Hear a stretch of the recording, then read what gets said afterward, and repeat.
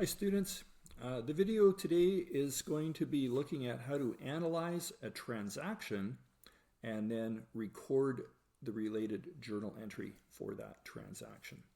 So this assumes that you already have an idea of what a debit is and what a credit is, and we're just going to practice first, how to prepare a journal entry and also look at a whole lot of different journal entries so that you have an example for each type of entry.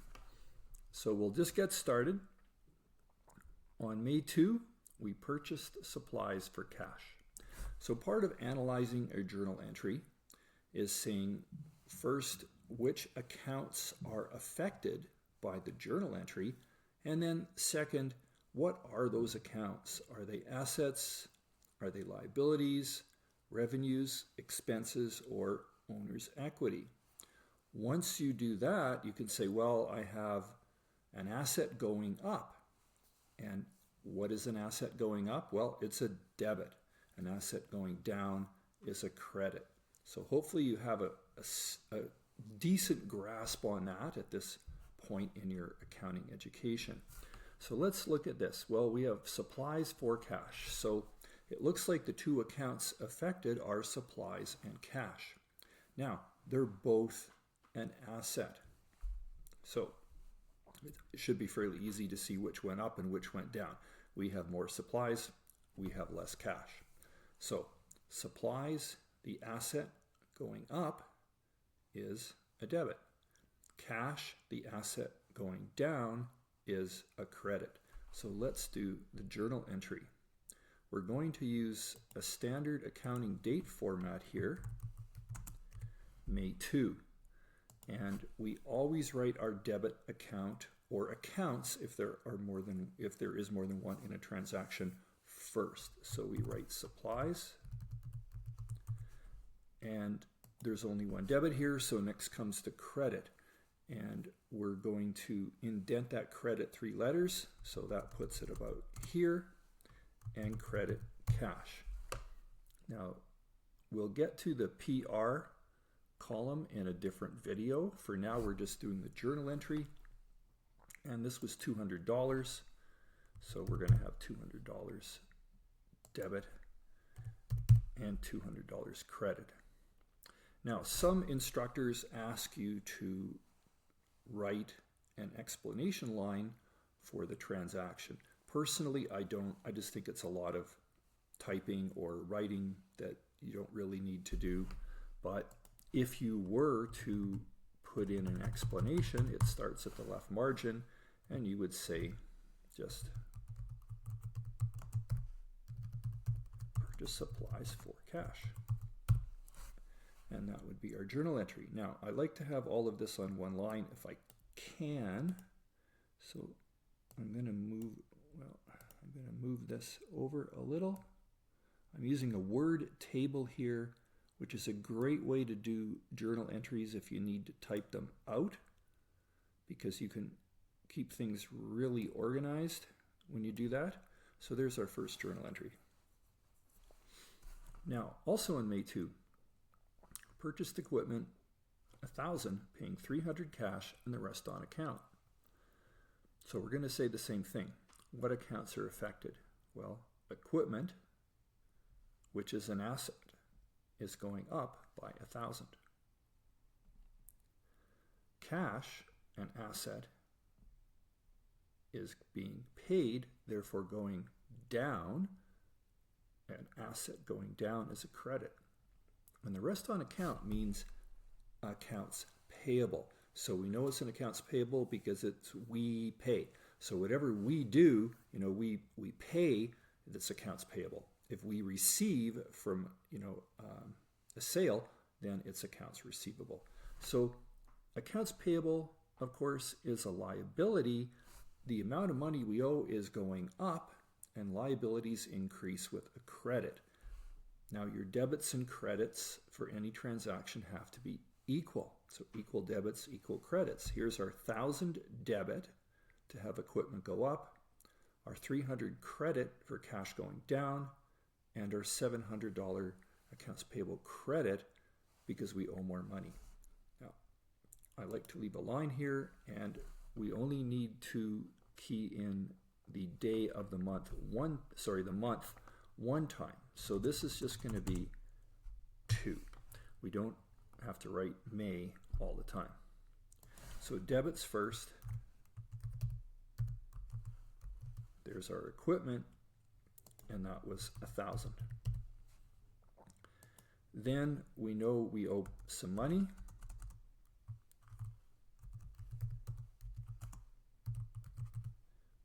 So there's a credit to accounts payable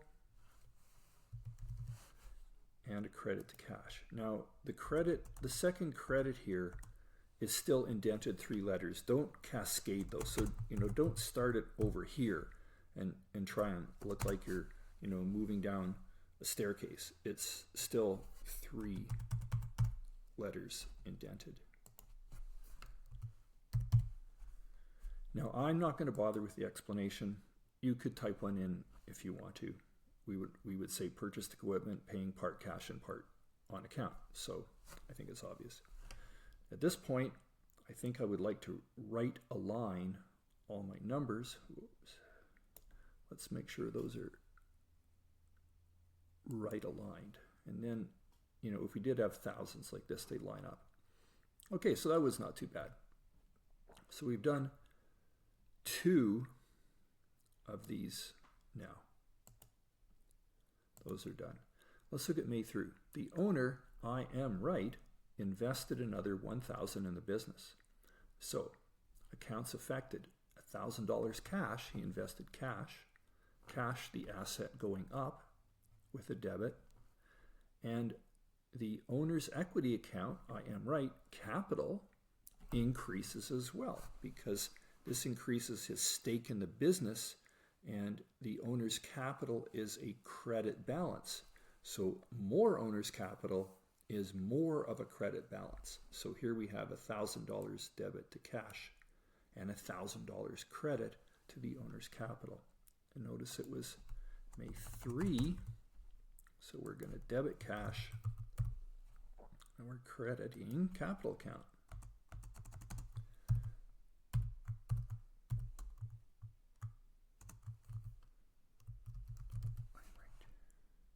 Okay, is that 1,000?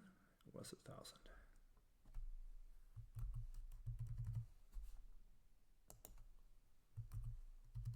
Okay. Oh, I almost forgot. That's not the full account. We have to write capital here. So that's the capital account title. Okay, so we've done this one.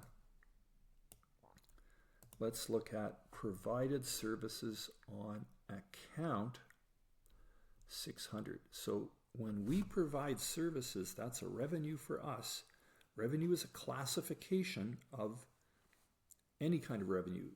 We would call it a revenue. However, it's not an account title on its own. So we would have to say what kind of revenue it is. Now the date is May 4. It's $600. So there's 4. We know it's going to be $600.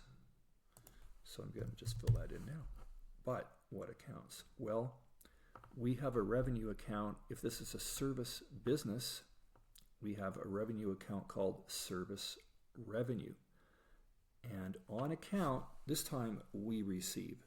This is an account receivable. Accounts receivable, which means people owe us money and we're going to get it later, is an asset to us.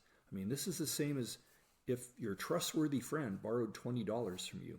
You would say, well, that's as good as money in the bank. I own his debt to me, so I'm going to get 20 later, right? So we believe we'll get paid. So this is an account receivable, the asset going up.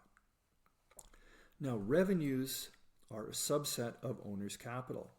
So owner's capital, as we just discussed, goes up with a credit. So that's why revenues are a credit. We have more revenue. In the end, that's more owner's capital, but we keep track of our revenues separately during the accounting period so that we know in total how much we earned in revenue. We don't just credit owner's capital.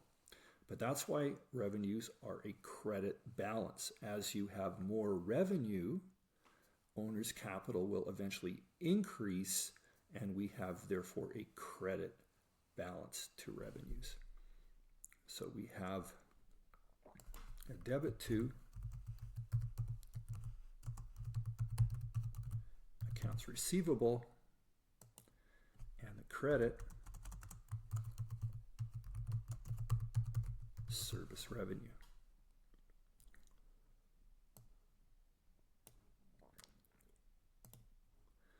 Now, this is an interesting one. We received the telephone bill and paid it right away. So if you receive a bill and you are going to pay it later, you are going to record an expense and accounts payable. However, if you're going to pay it right away, there's absolutely no point in recording an account payable and then paying it right away, paying off your account payable. We don't do that. If we're going to pay a bill immediately, we just record the expense and credit cash. So received a telephone bill, that's an expense, right? You didn't receive an asset. You've already used up your telephone. You've been using your telephone for a period of time, and this is the bill for what you used up. So we're going to call that telephone expense. And you paid it right away, so we're going to have to use the cash account, credit cash, the asset. So just as revenues increase owner's equity and therefore are a credit, expenses decrease owner's equity and are therefore a debit, because owner's equity goes up with a credit and down with a debit.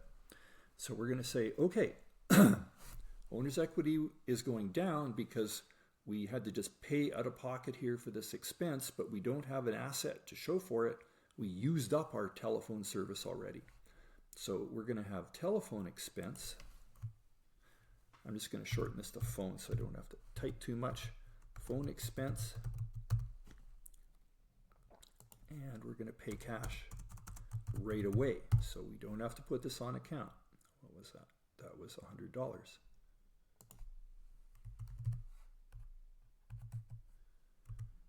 I'd like you to notice how neat this word table turns out. We can really see what's a debit and what's a credit as we go down. Every number is right aligned in its own column. It's really easy to see what you've done and keep track of it.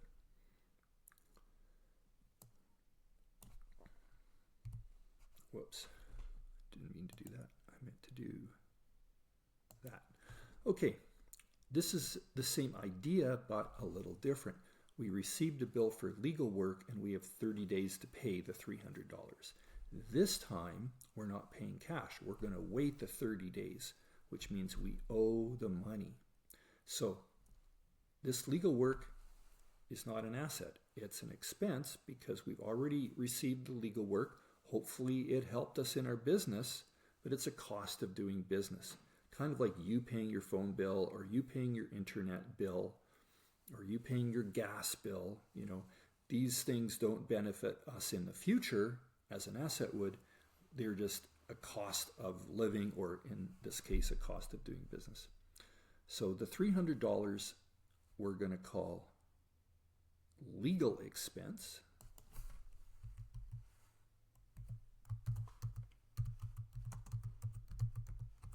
And it is on account because we didn't pay it yet, and we're going to wait 30 days. I'm just going to show you an interesting thing. If you are using Word, I know I want accounts payable here. I already have accounts payable up here. I don't have to type this again. I can just copy this accounts payable into this line. Make sure it's still there, just like that. Every time you need to copy, like, you don't have to type out accounts receivable every time. You can just copy accounts receivable if you want. Now I think that was $300. So there's my $300. Whoops. $300 legal bill. Now let's look. Provided services for cash, $400. Now here is us doing work again. We're providing services to a customer for money. So the two accounts are cash, the asset going up, and service revenue, the revenue account going up as well. We have more revenue now, and that is a credit because it works alongside owner's capital, goes up with a credit because it will eventually increase owner's capital. So that's May 14. I'm going to add a few columns here just in case I'm going to run out of room.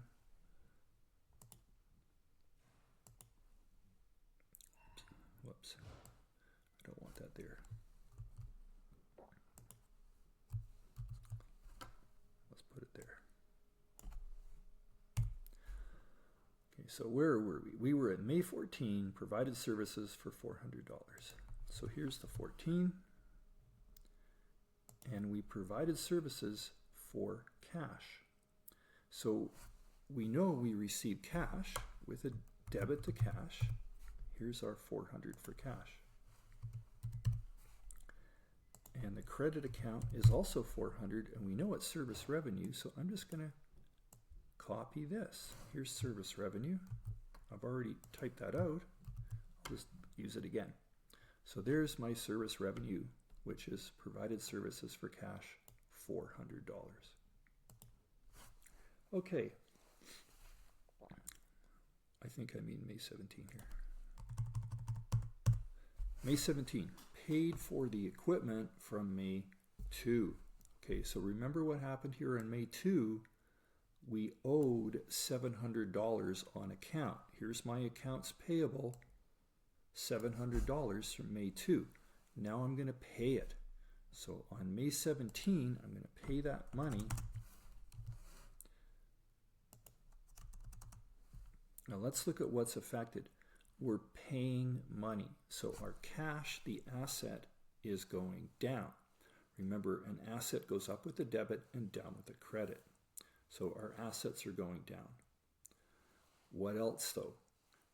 Accounts payable is also decreasing. Accounts payable is a liability and we're paying it off. So accounts payable increase with a credit and therefore they decrease with a debit. So notice that as we pay cash, we're going to be debiting accounts payable, the liability, to decrease it, and at the same time we're going to credit cash, the asset, to decrease that. So this would be the same as you in your personal life paying a bill.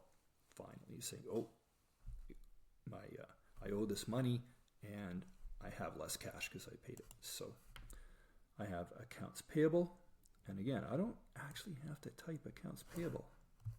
I can just copy it. If I'm using Word, I can just copy accounts payable. Now, if you do this, just be really careful that you pick the right account and don't make a mistake about which one. But it's kind of neat to not have to do that. No, it was $700.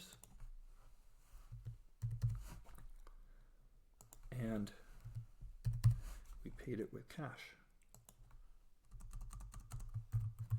So there's our cash. I'm going to need just a little bit more room in my journal.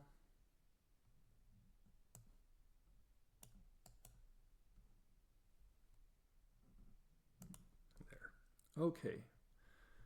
In this video, we have 2 left. So good for you if you're still with me. This is great practice for doing your own journal entries. So May 20, receive cash from our customer for the May 4 transaction. So we had provided services on account, $600. So this customer owes us $600. Now we already recorded the revenue. We're not going to record revenue again.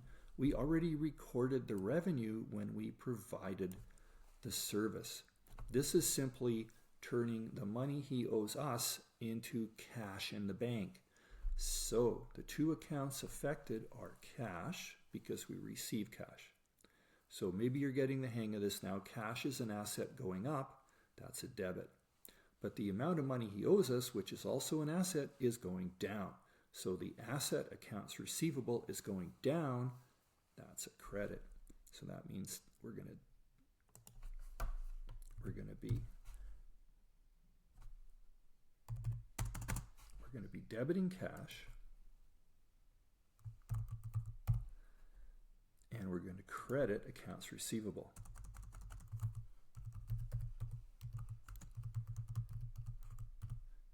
Now, I'm going to just mention, I don't allow my students to use abbreviations in journal entries. However, I also don't require them to type an explanation line. So altogether, they do better, because typing out a full account title takes way less time than typing an explanation line. Your instructor, whoever that is, may wish you to type an explanation line. They might let you use AR for accounts receivable and AP for accounts payable. Maybe, maybe not. You'd have to check. I don't, because students start making up account title abbreviations out of the blue, and I have no idea what they're talking about. So we can just start with typing out each account title. Now, this was a person who owed us $600, so we are getting our $600, and they don't owe us money anymore. So our last journal entry for today, borrowed $800 by signing a promissory note. So borrowed $800 by signing a promissory note. Okay, let's look at what that is. If we borrow $800, it's just like you borrowing money from the bank or from your friend. You get money. So cash, the asset, goes up with a debit, but of course you owe the money, and owing the money is a liability. And as your asset cash went up, your liability, notes payable, in this case is the account title, also went up. Remember, liabilities go up with a credit. So we received cash, and we owe the money, and we'll call that notes payable, and that was $800.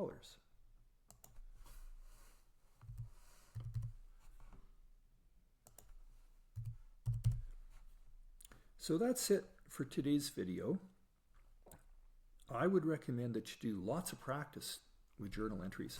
The more you practice doing your journal entries, the quicker it will come to you. And pretty soon you won't have to think very much about what's a debit and what's a credit. If you do lots of practice and understand this well from the beginning, it's going to help you through your whole accounting course, because you'll have a better understanding of debits and credits, and it'll come to you much more quickly. So if all you do is watch one video and read the book, it's not going to come to you very quickly. If you do lots of practice, check your answers where you can, you're going to find that you get very good at this, and that it doesn't take very long, and that it's actually pretty easy. So it's well worth the time you spend practicing. In another video, we're going to look at posting from the general journal to our ledger. In the meantime, practice those journal entries.